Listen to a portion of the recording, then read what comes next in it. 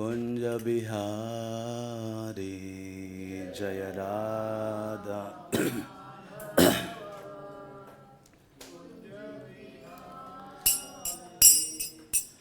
गोपी जन वल्लभ गिरिवरधारी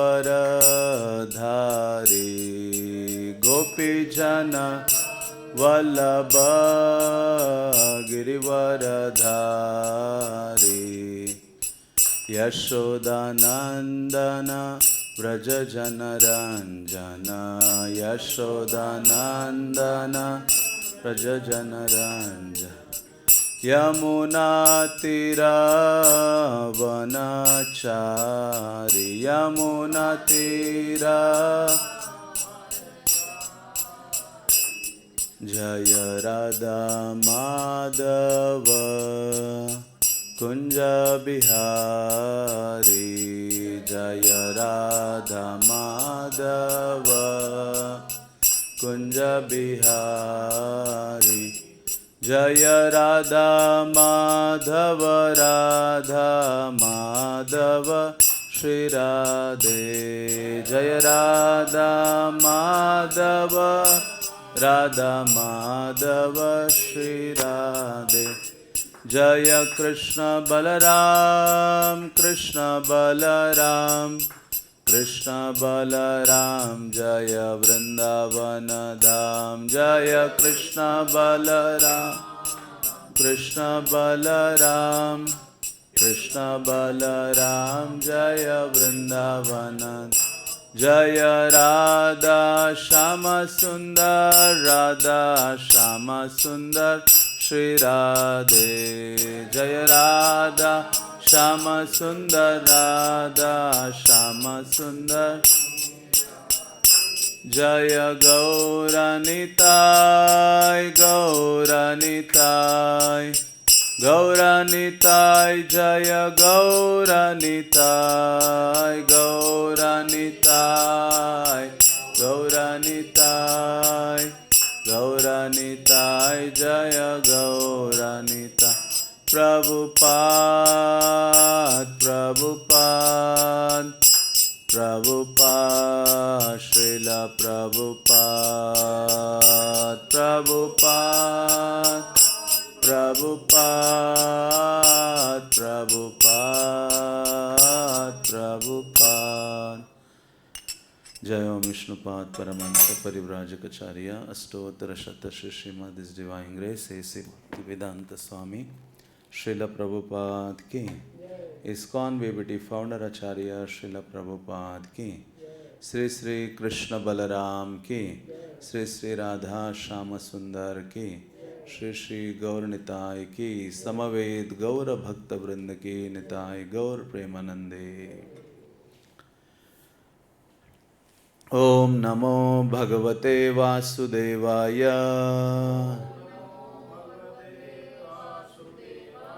ओम नमो भगवते वासुदेवाय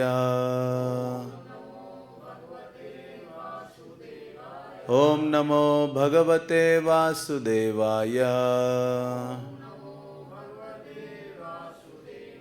ओम अज्ञानतिमिरान्धस्य ज्ञानाञ्जनशलाकया चक्षुरुन्मिलितं येन तस्मै श्रीगुरवे नमः।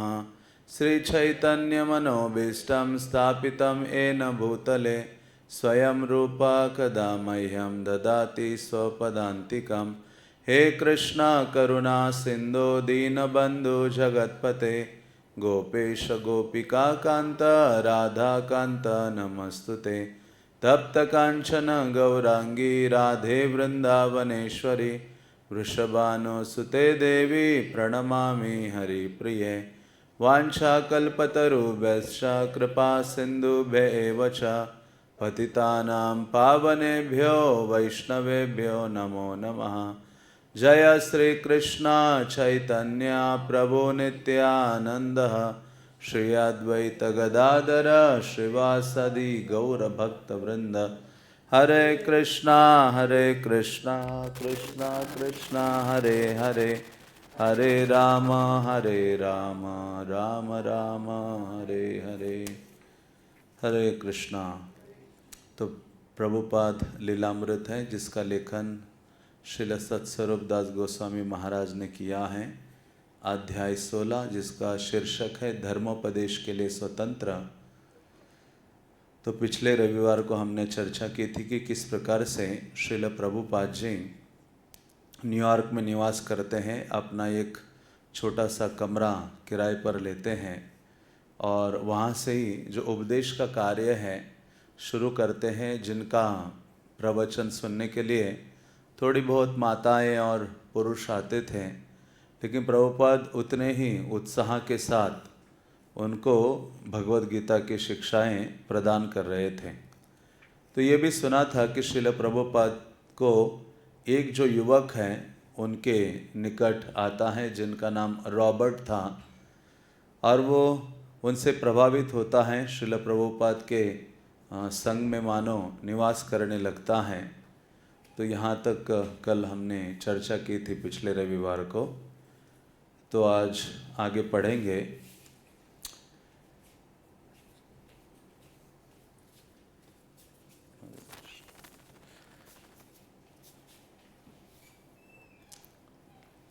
रॉबर्ट नेल्सन प्रभुपाद की वैसे सहायता नहीं कर सका जिसकी उन्हें आवश्यकता थी। महाप्रभु चैतन्य का कथन है कि मनुष्य के पास 4 प्रकार की संपदा होती है, उसका जीवन, धन, बुद्धि और वाणी। इनमें से उसे कम एक को भगवान की सेवा में लगाना चाहिए। तो श्रील प्रभुपाद जी ने जब ये आंदोलन शुरू वहाँ कर रहे थे, न्यूयॉर्क में अकेले प्रचार करने का प्रयास कर रहे थे। प्रभुपाद जी चाहते थे कि कुछ लोग ऐसे सामने आ जाए, समर्पित हो जाएं और मुझे आध्यात्मिक मार्गदर्शक के रूप में स्वीकार करे, आज्ञाओं का पालन करे और इस आंदोलन की सहायता करने में जुट जाए। तो लेकिन कोई ऐसा आगे नहीं आ रहा था। तो ये जो रॉबर्ट एक युवक था, वो थोड़ा बहुत श्रील प्रभुपाद के नज़दीकी बढ़ा रहा था, लेकिन प्रभुपाद जैसे सहायता चाहते थे उससे, वो उस प्रकार से सहायता नहीं कर पा रहा था।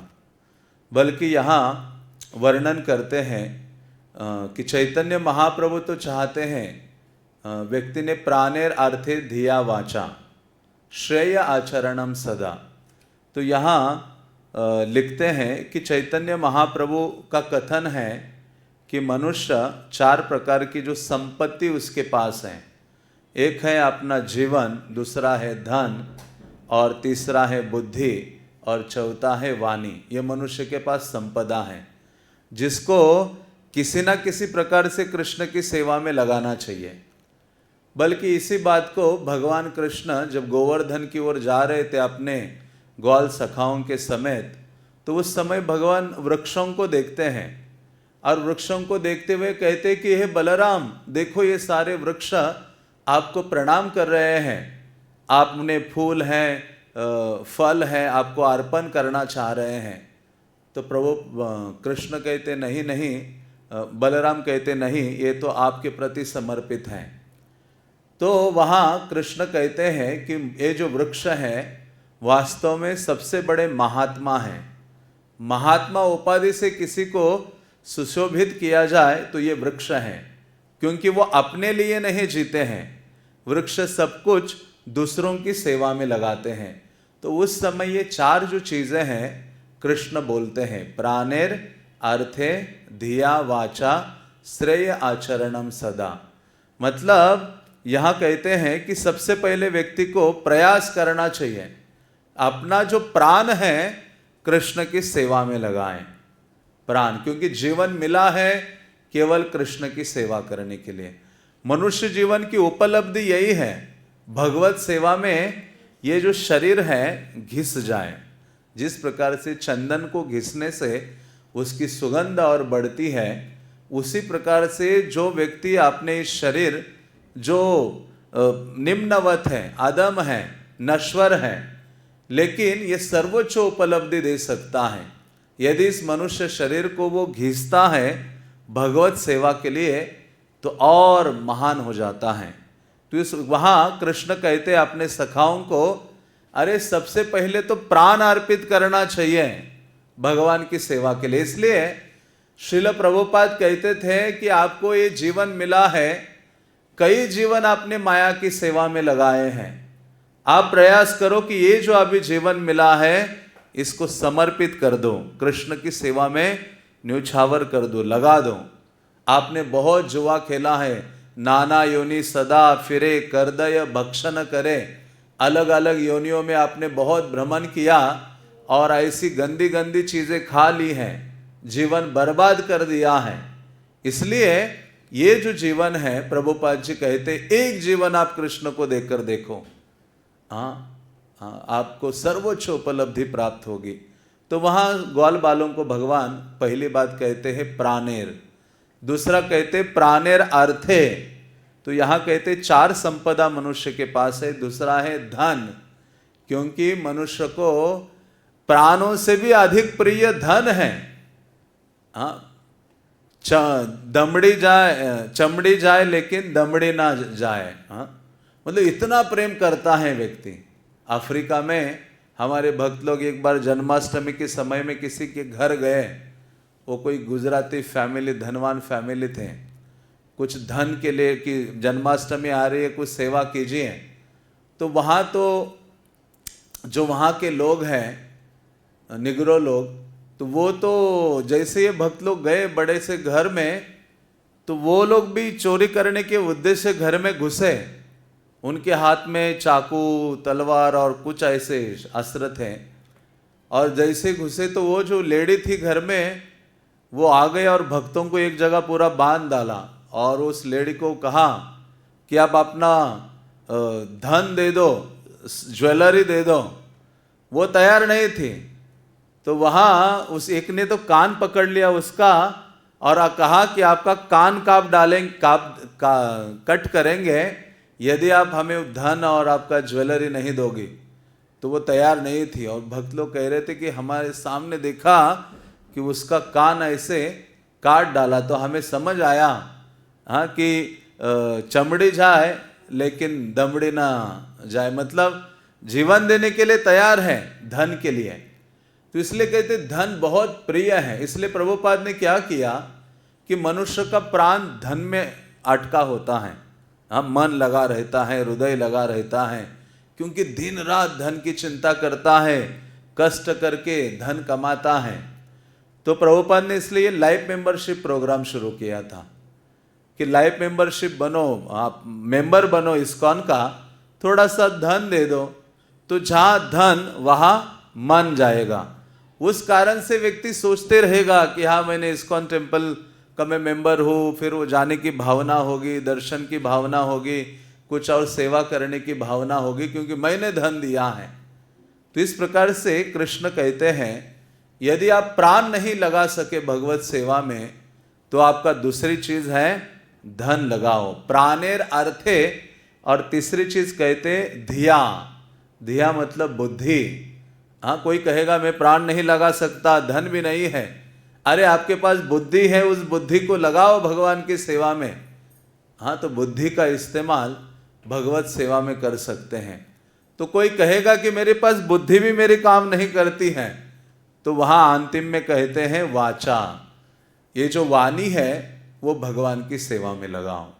तो यहाँ के चैतन्य महाप्रभु का कथन उद्धृत करते हैं और कहते कि ये चार संपदा मनुष्य के पास है, अपना जीवन है, धन है, बुद्धि है और वाणी। तो वाणी को लगा सकता है व्यक्ति सतत भगवान नाम का उच्चारण करते हुए, भगवत चर्चा करते हुए, दूसरों को भगवान के बारे में बताकर वाणी को सेवा में लगा सकते हैं।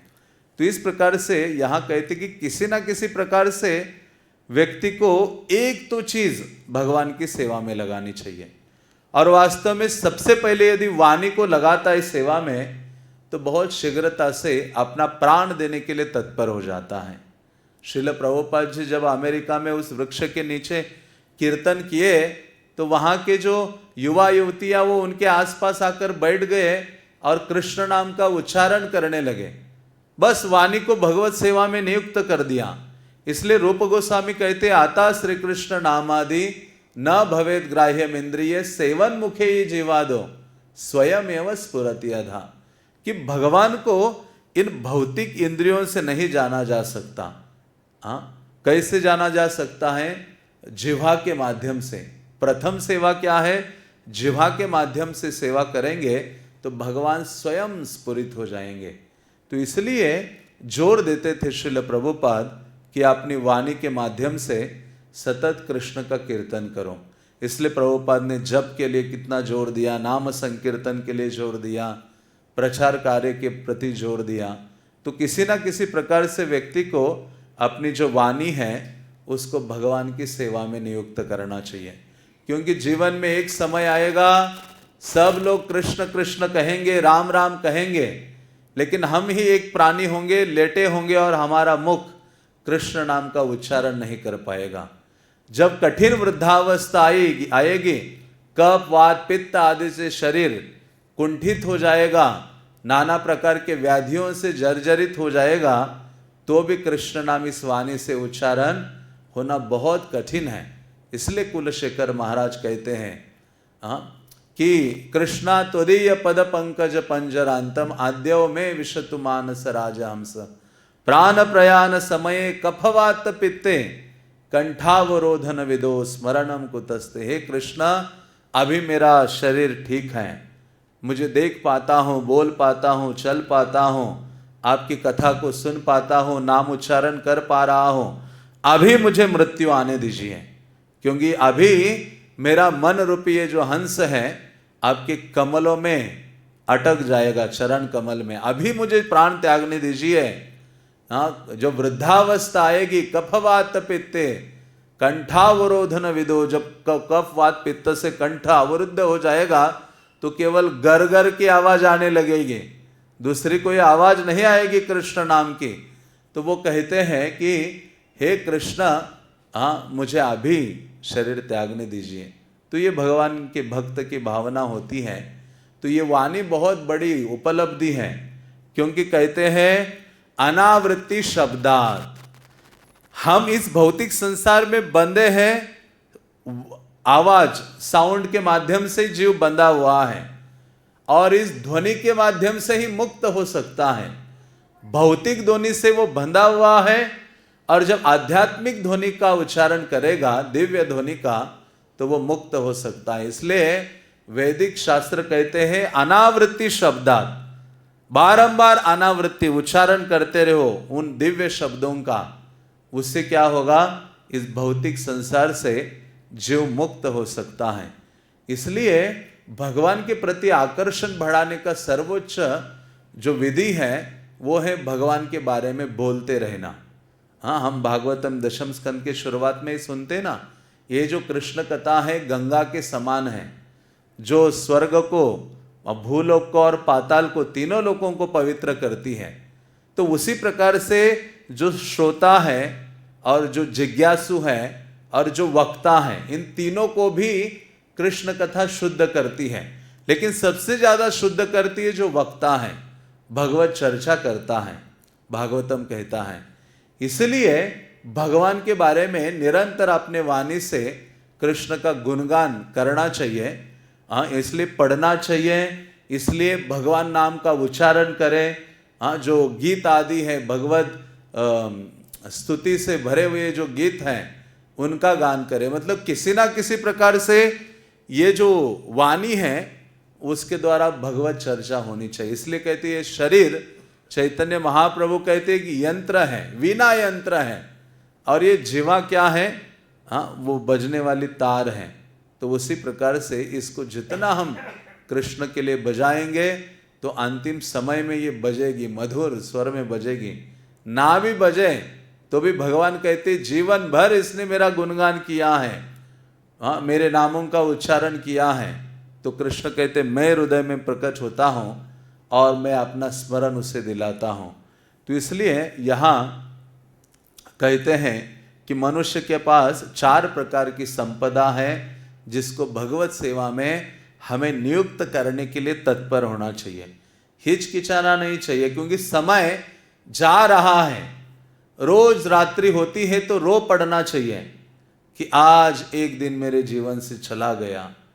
मैं अभी मृत्यु के बिल्कुल नजदीक जा रहा हूं। आज का मूल्यवान जीवन, इतने घंटे मेरे जीवन के चले गए। इसलिए चाणक्य पंडित कहते हैं कि करोड़ों करोड़ों धन रत्न हीरे जवाहरात आदि आप प्रदान करोगे तो भी वो मूल्यवान समय आप वापस नहीं ला सकते। इसलिए चिंता होनी चाहिए। कालोस्मि लोक क्षय कृत प्रवृद्धो, भगवान कहते हैं काल के रूप में मैं हूं उपलब्ध और सबका क्षय करने के लिए इस युद्ध भूमि में खड़ा हूं। तो काल तो हमें ग्रसित करते जा रहा है। इसलिए जो जगा हुआ भक्त है, जिसको बहुत अर्जेंसी महसूस होती है, प्रतिक्षण यह अनुभव होता है कि मेरे पास समय बहुत कम है, मुझे और करना है और करना है। भगवत कार्य, भगवत सेवा, भगवत नाम उच्चारण, ग्रंथों का अध्ययन, सब प्रकार का आध्यात्मिक कार्य करने के लिए मानव लालायित हो पड़ा है। जिस प्रकार से कोई बहुत भूख लगी है और कई सारे व्यंजन सामने आ जाए तो व्यक्ति बहुत शीघ्रता से ग्रहण करना शुरू करता है, तो उसी प्रकार से वो लालसा होनी चाहिए। और वो लालसा ही योग्यता है भगवत प्रेम को जागृत करने की या प्राप्त करने की। हाँ, प्रभुपाद कहते हैं, हाँ, इसलिए ये जो समय है वो रुकेगा नहीं हमारे लिए। हमें समय का सदुपयोग करने के लिए तत्पर रहना चाहिए। आगे कहते हैं, रॉबर्ट नेल्सन को ऐसा नहीं प्रतीत होता था कि वह अपना संपूर्ण जीवन कृष्ण चेतना को अर्पित करने में समर्थ था, और जहां तक धन का संबंध था वो उसके पास बहुत कम था। उसकी बुद्धि भी सीमित थी और उसका बोलने का ढंग प्रभावहीन नहीं था। तो यहाँ कहते ये जो प्रभुपाद के पास ये सबसे पहला जो युवक थोड़ा सा नजदीकी बढ़ा रहा था रॉबर्ट, तो जिनके पास ये चारों चीजों से वो मानो विहीन था, ना बुद्धि उसके पास काम कर रही थी, धन का अभाव था और अपना जीवन समर्पित करने के लिए तत्पर नहीं था। जीवन भगवान की सेवा में लगाना ये साधारण चीज नहीं है, बहुत बड़ी उपलब्धि है। हाँ, उसके पास ऐसे विस्तृत मित्र मंडली या ऐसे परिचित लोग भी नहीं थे जिनसे वो बातचीत कर सकता था, किंतु स्वामी जी के प्रति उसके मन में स्नेह था और नगर के 80 लाख लोगों में वो सचमुच अकेला व्यक्ति था जो व्यक्तिगत रूप से स्वामी जी में अभिरुचि रखता था और उनकी सहायता करने के लिए तैयार था। तो मानो ये बहुत बड़ी उपलब्धि है, एक शुद्ध भक्त की सहायता करने के लिए, सेवा करने के लिए हृदय में रुचि जागृत होना। तो यहाँ कहते हैं कि वहाँ 80 लाख, शायद वो वहाँ के शहर के बारे में बता रहे हैं, 80 लाख लोगों में एक ऐसा ये युवक था जो श्रील प्रभुपाद के नजदीक आया था और उनको वो अच्छे लगते थे और उनकी सहायता करने के लिए वो तत्पर था और प्रयास कर रहा था। वो वास्तव में कितना भाग्यवान है। इसलिए कहते हैं कि इस संसार में सबसे दुर्लभ वस्तु है वो है वैष्णवों का संग लाभ प्राप्त होना। अति दुर्लभ है, मतलब मनुष्य जीवन दुर्लभ है, उससे भी अधिक दुर्लभ है वैष्णवों का संग लाभ प्राप्त होना। इसलिए मनुष्य प्राणी को जो सबसे बड़ा कोई आशीर्वाद है, भागवतम कहता है, हाँ, वो सबसे बड़ा आशीर्वाद क्या है? वैष्णव की संगति प्राप्त करने की कामना रखना। इसलिए तो हमारे आचार्यगण यही कहते हैं, तांदेर चरण सेवे भक्त सनेवास, जन्मे जन्मे है यही अभिलाष। मेरी इच्छा क्या है?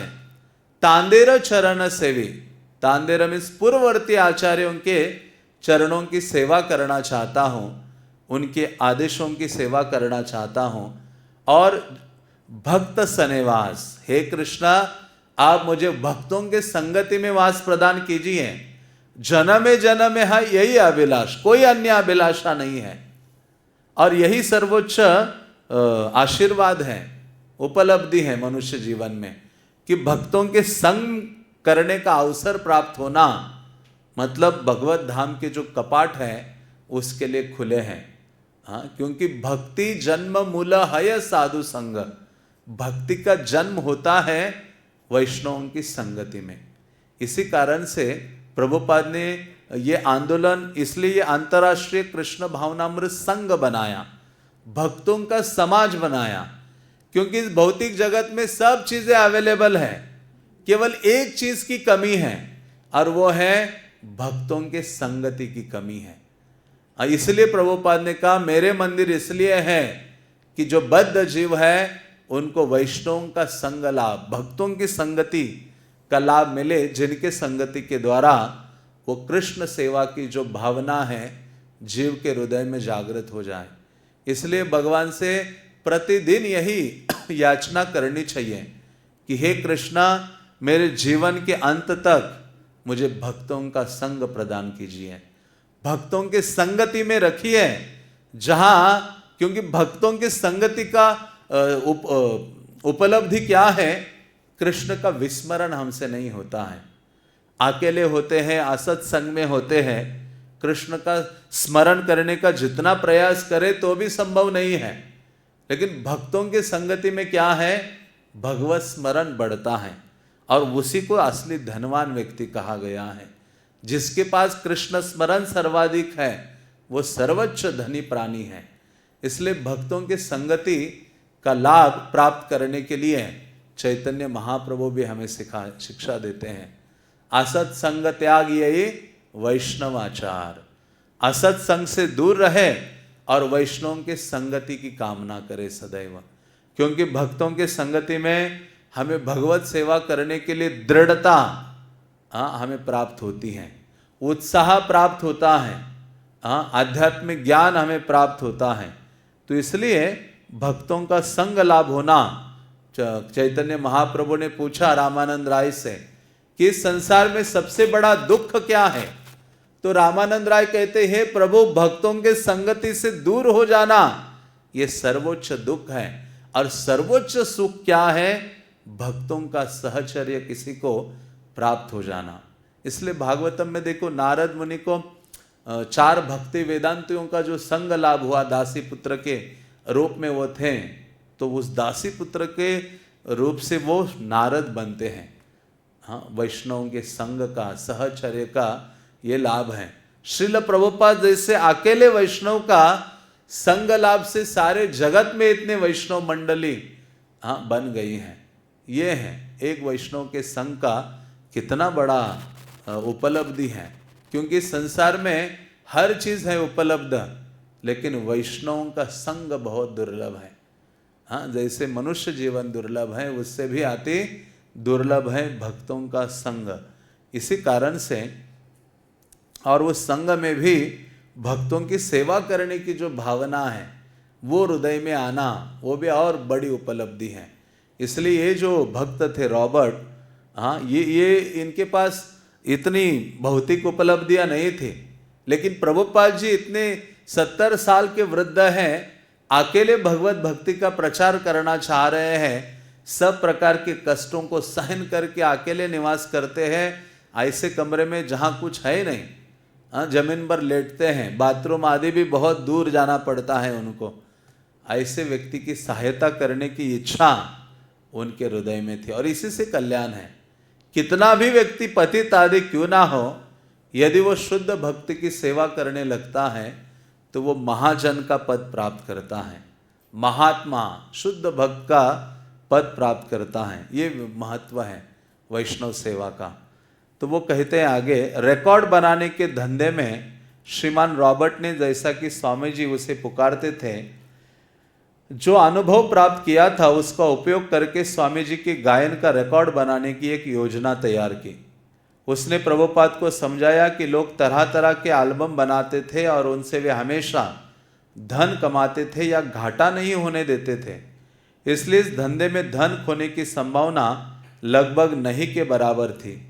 उसने सोचा कि ये एक तरीका था जिसके द्वारा वो स्वामी जी की ख्याति बढ़ाने में सहायक हो सकता था, और उसने प्रभुपाद को अपने विचार के प्रति आश्वस्त करने का प्रयत्न किया, और प्रभुपाद ने श्रीमान रॉबर्ट को, जो इस तरह उनकी सेवा करने को उत्सुक था, हतोत्साहित नहीं किया।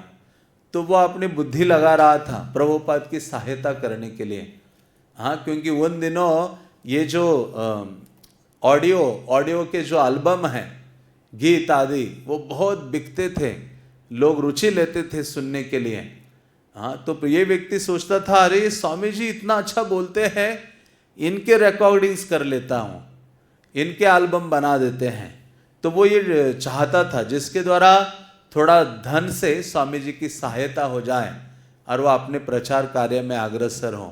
तो श्रील प्रभुपाद ने देखा कि ये व्यक्ति इस प्रकार से सेवा करने के लिए उत्सुक हैं, तत्पर हैं, तो भी प्रभुपाद ने उसको हतोत्साहित नहीं किया, उसको एंकरेज किया।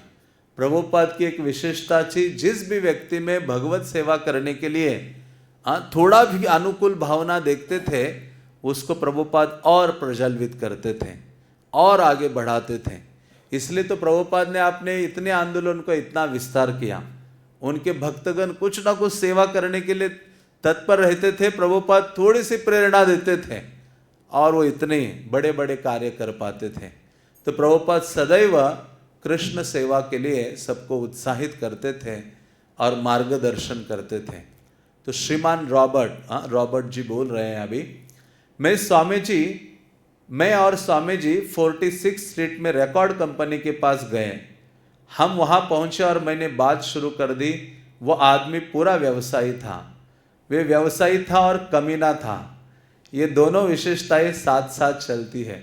मतलब जो वो कहते कि वो बिजनेसमैन भी था और कमीना भी था, क्योंकि वो केवल उसका ध्यान धन कमाने में था, सहायता करने में नहीं था। इसलिए हम एक टेप के साथ वहां गए और हमने उस व्यक्ति से बातचीत करने की कोशिश की। स्वामी जी बात करने लगे, किंतु वो व्यक्ति बोला कि वो टेप नहीं बना सकता। मैं समझता हूं कि उसने टेप सुना, लेकिन वो उसे बनाने को तैयार नहीं था। अतः हम लोग हतोत्साहित हुए, लेकिन उसने इस विषय में कुछ अधिक नहीं किया।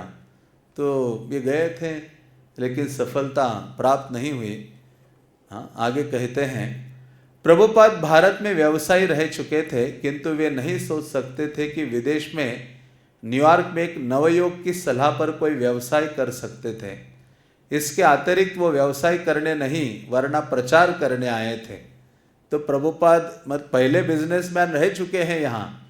ऐसा नहीं है कि वहाँ किसी युवक के प्रलोभन या उसके बोलने से वो कोई व्यवसाय करने का प्रयास कर रहे हैं वहाँ, बल्कि श्रील प्रभुपाद पूर्ण रूपेण प्रचार के लिए वहाँ पहुँचे थे। जो भी हो, रॉबर्ट उत्साहपूर्वक उनकी सेवा में लगा था। वो कदाचित एक नियमित ब्रह्मचारी शिष्य नहीं बन सकता था, किंतु वो कृष्ण की सेवा की आकांक्षा रखता था। उसे मना करने का तात्पर्य था कि प्रभुपाद कृष्ण में अभिरुचि रखने वाले एक पाश्चात्य युवक को कदाचित उनसे विमुख बना रहे हैं। प्रभुपाद कृष्ण के विषय में प्रचार करने और संकीर्तन करने आए थे, और यदि एक अमेरिकन रिकॉर्ड के एल्बम की व्यवस्था करके श्रीमान रॉबर्ट कोई सहायता करना चाहते थे, तो वो स्वागत के योग्य थी। तो श्रील प्रभुपाद रॉबर्ट का भावना को देखे और उनको अच्छा लगा कि ये सेवा करने के लिए इच्छुक हैं।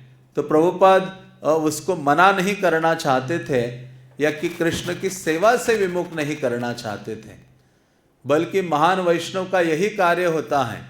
एक वैष्णव की पहचान है कि वो बद्ध जीवों को कृष्ण की सेवा की ओर उन्मुख कराता है। और जो भौतिकतावादी है वो कृष्ण की सेवा से जीव को विमुख कर देता है। श्रील प्रभुपाद कहा करते थे कि पाश्चात्य जगत के जो लोग हैं वो बहुत भाग्यवान हैं, क्योंकि वो इतने दूर हैं, लेकिन उन्होंने अपना जो मुख है वो कृष्ण की ओर किया है। लेकिन भारतीय बहुत अधिक दुर्भाग्यशाली है, वो कृष्ण के बहुत नजदीक हैं, लेकिन कृष्ण की ओर अपनी पीठ उन्होंने की है और विमुख हैं। कृष्ण की ओर अपना मुख नहीं किया, बल्कि मानो अमेरिका की ओर अपना मुख किया है। तो इसलिए प्रभुपाद कहते वो लोग ज़्यादा भाग्यशाली हैं कि दूर होकर लेकिन उन्होंने मुख कृष्ण की ओर किया है, और धीरे धीरे अपना जो सफ़र है, आध्यात्मिक सफ़र उन्होंने शुरू किया है, और निश्चित रूप से वो कृष्ण की ओर पहुँचेंगे। तो ये जो रॉबर्ट था, ये पहला युवक था श्रील प्रभुपाद की सहायता करने के लिए, और किसी न किसी प्रकार से प्रभुपाद की पर्सनल सेवा थोड़ा बहुत करता था, अन्य प्रकार से उनकी सहायता करता था। लेकिन उनसे ये आकांक्षा नहीं रख सकते थे कि पूरा जीवन ब्रह्मचारी की तरह प्रभुपाद के सेवक के रूप में नियुक्त हो जाए। तो ये आकांक्षा प्रभुपाद ने रखी नहीं थी, लेकिन देखा कि इसकी रुचि है सेवा के लिए, प्रभुपाद उनको उत्साहित करते थे। इसलिए किसी भी व्यक्ति जो कृष्ण भावना से जुड़ता है, किसी भी प्रकार का क्यों ना हो, सदैव उसको उत्साहित करना चाहिए कृष्ण की सेवा के लिए, एनकरेज करते हुए उसको सेवा में लगाना चाहिए। श्रीमान रॉबर्ट और स्वामी जी की संगति विचित्र थी। प्रभुपाद वयोवृद्ध, भव्य व्यक्तित्व वाले और भागवत तथा संस्कृत भाषा के गंभीर विद्वान थे, जबकि रॉबर्ट नेल्सन पाश्चात्य संस्कृति की दृष्टि से भी अनाड़ी और लौकिक व्यवहार में शून्य था। हाँ, तो ये दोनों बिल्कुल अलग अलग प्रकार के थे। प्रभुपाद इतने विद्वान थे, महान थे और वयोवृद्ध थे, लेकिन ये जो युवक है पाश्चात्य जगत का भी ज्ञान नहीं था, वहाँ के संस्कृति का भी उसे ज्ञान नहीं था, और जो साधारण लौकिक व्यवहार है एक दूसरे से, उसको भी उसका ज्ञान नहीं था। वे साथ साथ घूमते थे। स्वामी जी नकली फर के कॉलर वाला जाड़े का कोट, भारतीय धोती और सफ़ेद नुकीले जूते पहने होते थे। श्रीमान रॉबर्ट एक पुरानी खाकी पैंट और एक पुराना कोट पहनता था। प्रभुपाद तेज और सुदृढ़ डग भरते हुए उस भद्दी और मटर गश्ती की चाल से चलने वाली भारी भरकम लड़के के आगे निकल जाते थे, जिसने उनसे मित्रता स्थापित कर रखी थी। तो प्रभुपाद का जो कई बार प्रभुपाद शिष्य बताते हैं कि जिन्होंने प्रभुपाद के बारे में इतना सुना था, लेकिन प्रभुपाद जी को कभी देखा नहीं था, उनको लगा कि इतने महान व्यक्तित्व है, इतने जगत के लोग उनसे उनके चरणों में समर्पित हो रहे हैं, इतने भक्त बना दिए, मंदिर खोल दिए, ये कोई हट्टे कट्टे भव्य ऊंचे कद के व्यक्तित्व होंगे। तो भक्त लोग कहते जब हमने पहली बार देखा तो प्रभुपाद इतने छोटे से थे, इतने छोटे से होकर उनके साथ जो युवक थे प्रभुपाद से कितनी अधिक कद काठी के थे, बड़े ऊंचे थे, लेकिन प्रभुपाद उन सबको कंट्रोल करते हुए उनको कृष्ण की सेवा में लगा के चलते थे। प्रभुपाद के कई शिष्य स्मरण करते हैं कि जब प्रभुपाद जी सुबह के समय में भ्रमण के लिए निकलते थे, जपा वॉक के लिए चलते थे, तो कहते थे इतना तेजी से चलते थे, प्रभुपाद की आयु लगभग 80 साल तक थी और हम इतने जवान थे तो भी हम थक जाते थे, कई बार हमें दौड़ना पड़ता था। तो यहाँ भी कहते हैं कि ये जो रॉबर्ट एक युवक था, लेकिन प्रभुपाद वयोवृद्ध थे, लेकिन जब प्रभुपाद चलने लगते थे तो ये रॉबर्ट पीछे छूट जाता था। श्रीमान रॉबर्ट से आशा थी कि वे प्रभुपाद का व्यवसायियों और जमीन जायदाद के मालिकों से परिचय कराने में सहायक होगा, किंतु इसके लिए उसमें मुश्किल से कोई दक्षता थी। वो एकदम भोला भाला था। प्रभुपाद तो चाहते थे कि ये लोग थोड़ा बड़े बड़े लोगों से मिलाएं, या जिनके बाद धन आदि हैं, जमीन आदि हैं, क्योंकि प्रभुपाद चाहते थे कि मुझे न्यूयॉर्क में आंदोलन शुरू करना है तो मुझे एक मंदिर खड़ा करना होगा, एक मंदिर की शुरुआत करनी होगी और मंदिर के माध्यम से कृष्ण भावना का प्रचार करने मेरे लिए बहुत सुलभ होगा। तो प्रभुपाद ये आशा करते थे उससे, रॉबर्ट से, लेकिन जो रॉबर्ट युवक था बड़ा ही सीधा साधा भोला भाला व्यक्तित्व वाला वो युवक था। तो यहाँ रॉबर्ट का वर्णन किया है। तो रॉबर्ट बोल रहे हैं, एक बार हम 42nd स्ट्रीट के विशाल कार्यालय भवन में गए और कमरे में घुस गए। एक पूरी मंजिल का किराया $1000 था, इसलिए वहाँ खड़ा मैं एक आदमी से बात करता रहा, किंतु मैं नहीं समझ पा रहा था कि इतना धन कहाँ से आएगा। स्वामी जी विस्तृत स्थान चाहते थे और मैं नहीं जानता था कि उस आदमी से क्या कहूँ। तो श्रील प्रभुपाद प्रचार के लिए भी, मतलब अभी प्रभुपाद के जेब में $1 नहीं है, $1 नहीं है, लेकिन बड़े बड़े बिल्डिंग्स देखने जाते थे कि ये पूरा खरीद लेना है, किराए पे लेना है, मंदिर की शुरुआत करनी है। तो प्रभुपाद कहते थे मेरी एक बुरी आदत थी, मैंने कभी छोटा सोचा नहीं, मैं हमेशा बड़ा सोचता था, और इसलिए प्रभुपाद ने वो जो बीमारी अपने भक्तों को भी दी। प्रभुपाद ने कहा थिंक बिग, हमेशा बड़ा सोचो, डबल इट। जैसे प्रभुपाद के स्लोगन थे कि थिंक बिग, बड़ा सोचो कृष्ण की सेवा के लिए, और कोई भी सेवा है उसको डबल करो। हर मैराथन में जो बुक डिस्ट्रीब्यूशन करते हैं, इस साल से अगले साल डबल इट। तो इस प्रकार से प्रभुपाद कहते हैं बचपन से मैंने कभी छोटा सोचा नहीं, बड़ा ही सोचा है, और कृष्ण की सेवा के लिए सदैव बड़ा सोचता हूं। इसलिए भगवत सेवा की जो इच्छा है ना, वो बड़ी रखनी चाहिए। भौतिक प्रगति की इच्छा छोटी रखनी चाहिए। प्रभुपाद ने वही किया, कृष्ण की सेवा के लिए बड़ा सोचा, और कृष्ण ने सब प्रकार की सुविधा प्रभुपाद को प्रदान की। इसलिए सेवा के बारे में कभी छोटा नहीं सोचना चाहिए। प्रभुपाद कहते थे कि भगवान की सेवा में इस संसार की जो सर्वोत्तम वस्तुएं हैं वो कृष्ण की सेवा में नियुक्त होनी चाहिए। क्योंकि कृष्ण परम भोक्ता हैं, सर्वलोक महेश्वरम। सारे जगतों के वे स्वामी हैं और सारे यज्ञों के वे परम भोक्ता हैं। इसलिए प्रभुपाद कहते हैं कि कृष्ण की सेवा के लिए सब कुछ बड़ा होना चाहिए, सर्वोच्च होना चाहिए। प्रभुपाद बड़ा स्थान चाहते थे और बड़े स्थान के लिए बड़ा धन चाहिए था। उनके पास धन नहीं था और रॉबर्ट नेल्सन के पास केवल उसकी बेकरी के चेक थे। फिर भी प्रभुपाद की रुचि बड़े स्थान में लगी हुई थी। यदि उन्हें कोई इमारत मिल जाती तो ये उनके मिशन में एक बड़ा कदम होता, और श्रीमान रॉबर्ट को काम देने का ये एक दूसरा तरीका भी था। इसके अतिरिक्त कृष्ण कुछ भी कर सकते हैं, कुछ भी दे सकते हैं, या किसी भी सामान्य या आश्चर्यजनक ढंग से अपना कार्य करके दिखा सकते हैं। इस तरह प्रभुपाद की अपनी तर्क शैली थी और श्रीमान रॉबर्ट नेल्सन की अपनी। तो श्रील प्रभुपाद, जैसे मैंने कहा, प्रभुपाद की रुचि बड़े बड़े स्थानों में थी, क्योंकि कृष्ण की बड़े रूप से सेवा करना चाहते थे। क्योंकि प्रभुपाद को विश्वास था चैतन्य महाप्रभु के वाणी पर, पृथ्वी ते आछे जता नगर आदि ग्राम, सर्वत्र प्रचार होई बे मोर नाम। इसलिए प्रभुपाद कहते थे भगवद गीता के 700 श्लोक हैं, उसके किसी एक श्लोक के एक शब्द के ऊपर भी हमारा दृढ़ विश्वास हो जाए ना, तो हम वैकुंठ प्राप्ति सरलता से कर सकते हैं। उतनी योग्यता से हम आप्लावित हो जाएंगे, योग्यता आ जाएगी। लेकिन हमारा उतना विश्वास नहीं है।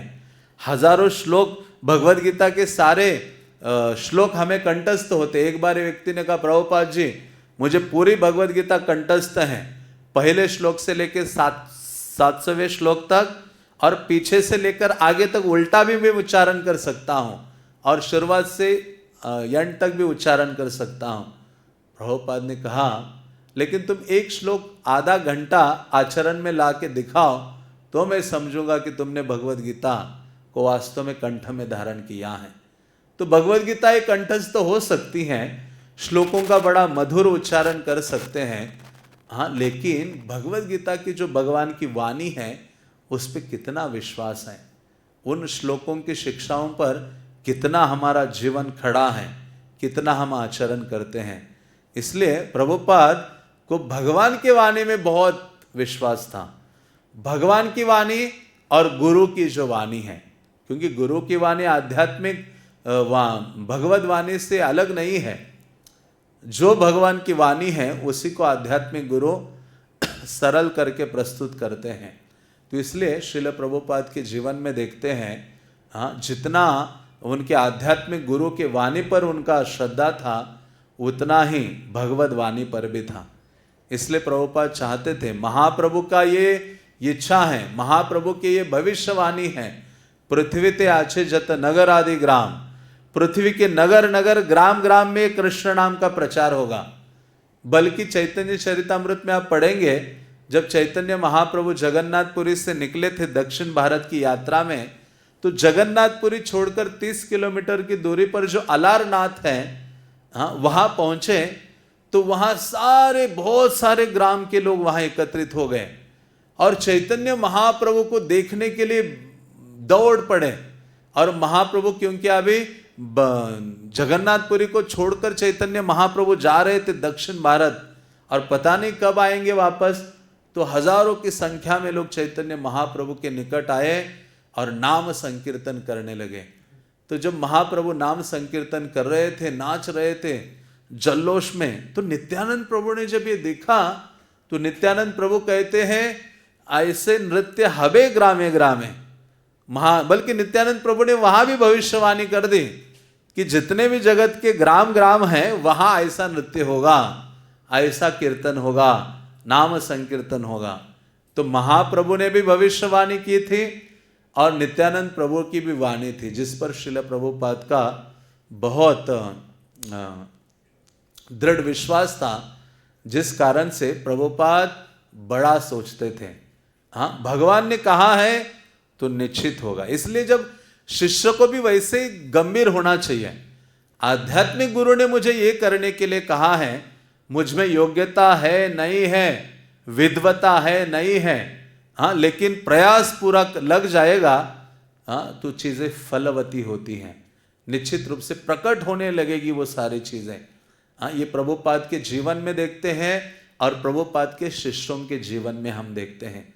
प्रभुपाद ने अपने शिष्यों को जो आदेश दिया, हाँ, तो वो इतने महत कार्य करने लगे। हाँ, जैसे जगन्नाथ दास बाबा जी महाराज के जो शिष्य थे, हाँ, एक सेवक थे, तो उन्होंने कहा जगन्नाथ दास बाबा जी महाराज ने कि अरे उठो, आज चैतन्य चरितामृत पढ़ो, चैतन्य महाप्रभु का गुणगान सुनना है, क्योंकि कलियुगा के राजा महाप्रभु है और जिस राजा के राज्य में आप निवास करते हो उनका ही गुणगान करना चाहिए। द्वापर के कृष्ण तो चले गए, अभी महाप्रभु के बारे में सुनना है बस। तो वो उनका सेवक वो चैतन्य चरितामृत की वो ग्रंथ हाथ में लेता है, कहता है गुरुदेव मुझे तो कुछ पढ़ना वढ़ना नहीं आता है, निरक्षर हो, मैं कैसे उठाऊं और ये ग्रंथ? कहते उठाओ और खोल के देखना शुरू कर दो। और जैसे वो उठाता है चैतन्य चरितामृत को, देखता है कभी अक्षर का ज्ञान नहीं था, लेकिन जैसे देखने लगता है उसके मुख से सारा चैतन्य चरितामृत के जो प्यार हैं, श्लोक है, निकलने लगते हैं। तो इसलिए वो कहते हैं कि आध्यात्मिक गुरु का जो आदेश है, वो इतना पावरफुल होता है, बस उसके ऊपर हमें दृढ़ और श्रद्धा होनी चाहिए और उसका पालन करने के लिए तत्परता दिखानी चाहिए। तो यहाँ कहते हैं कि श्रील प्रभुपाद में वो रुचि थी और प्रभुपाद चाहते थे, हाँ, कि कृष्ण आचार्य कर सकते हैं, हाँ, मुझे अपना कार्य करना है। एक भक्त है, हाँ, जो सदैव इसका विचार नहीं करता है, फल का विचार नहीं करता है, बस मुझे अपनी सेवा का निर्वहन करना है, सेवा पूरा प्रयास के साथ करना है। जैसे हमें 16 मालाओं का जप करने के लिए बोला है ध्यान पूर्वक, तो पूरा प्रयास जब हम डाल देते हैं कि मुझे बस ध्यान पूर्वक जप करना है, इसमें दृढ़ होते हैं, फोकस होते हैं, तो कृष्ण और गुरु की कृपा से हमारा जो मन है भगवान में लगना शुरू हो जाता है। क्योंकि तब कृपा हमें प्राप्त होती है जब हमारा प्रयास कृष्ण देखते हैं, गुरु देखते हैं। तो आगे रॉबर्ट लिखते हैं, बोलते हैं फिर से, इमारत 42nd स्ट्रीट में 6th और ब्रॉडवे के मध्य में थी। कृष्ण का मंदिर स्थापित करने के लिए कम से कम कोई स्थान।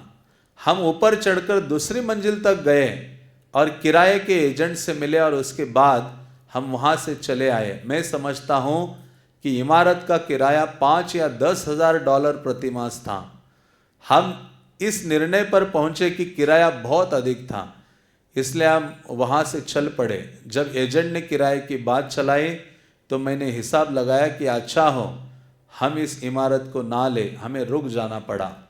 हाँ, तो प्रयास प्रभुपाद करते रहे, उनके साथ जाते रहे और इतना अधिक किराया आदि जब सोचते थे तो रुक जाते थे।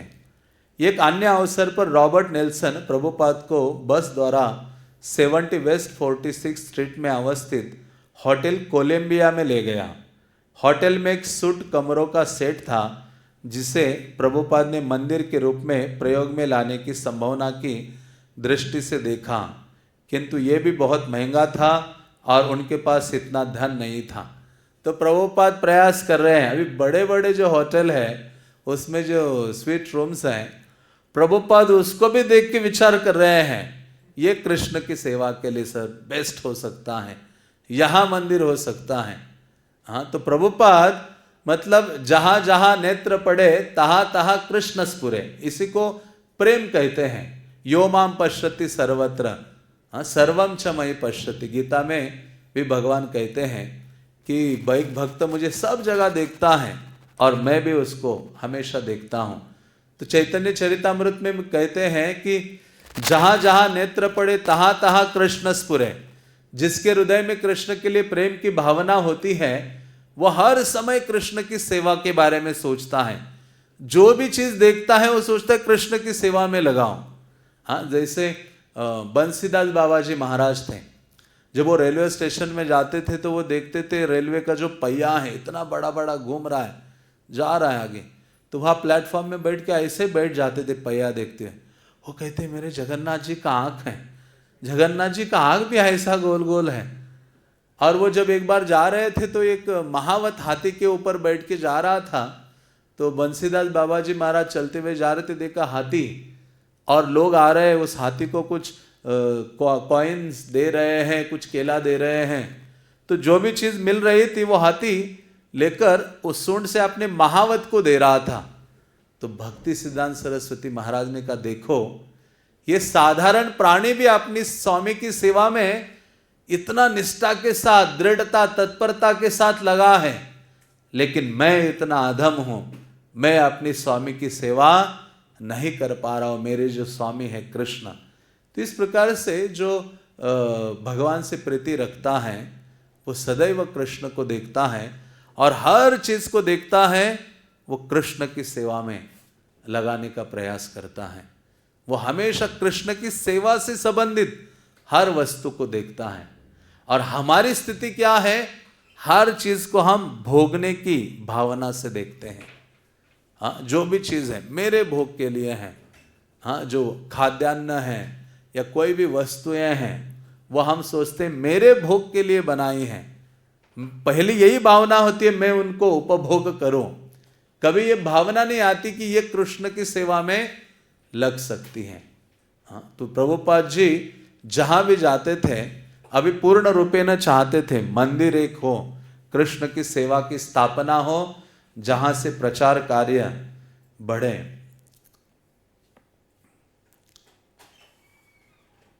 कभी कभी रॉबर्ट अपने बेकरी के चेकों के पैसों से प्रभुपाद के लिए वस्तु खरीदता। एक बार वो नारंगी रंग की टी शर्ट खरीद लाया। एक बार वो वुलवर्थ स्टोर गया और वहां से उसने प्रभुपाद के लिए रसोई के बर्तन, कढ़ाई और चैतन्य महाप्रभु तथा प्रभुपाद के गुरु महाराज के चित्रों के लिए कुछ फ्रेम खरीदे। तो वो जो रॉबर्ट थे वो प्रभुपाद की सेवा किसी न किसी प्रकार से कर रहे थे। जो भी उनको थोड़ा सा धन आता था बेकरी में जॉब करके, श्रील प्रभुपाद के लिए उन्होंने एक बार टी शर्ट, बर्तन, कढ़ाई और चैतन्य महाप्रभु और प्रभुपाद जी के गुरु महाराज के लिए उनके जो फोटोज थे उनके लिए फ्रेम आदि खरीदे। तो इस प्रकार से जो रॉबर्ट थे, जो पहले युवक थे जो श्रील प्रभुपाद की सेवा सदैव तत्पर थे, अपनी योग्यता के अनुसार प्रभुपाद की सेवा में वो लगे हुए थे। हरे कृष्णा कृष्णा कृष्णा हरे हरे, हरे राम राम राम हरे हरे। श्रील प्रभुपाद की, श्रील प्रभुपाद लीलामृत की, समवेत गौर भक्त वृंद की, निताय गौर प्रेमानंदे।